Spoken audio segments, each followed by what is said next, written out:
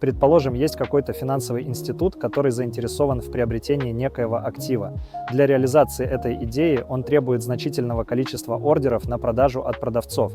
Это необходимо, потому что без большого объема продавцов на рынке крупный игрок не сможет приобрести актив в достаточном для него объеме.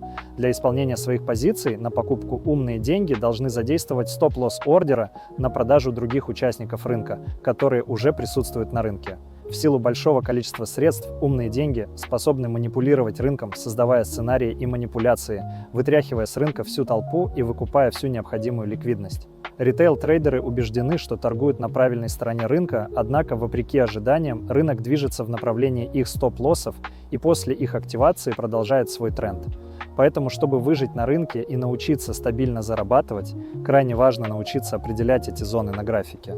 А если тебе надоело разбираться в графиках вручную, напиши слово «свеча», и я скину тебе индикатор, который делает все за тебя.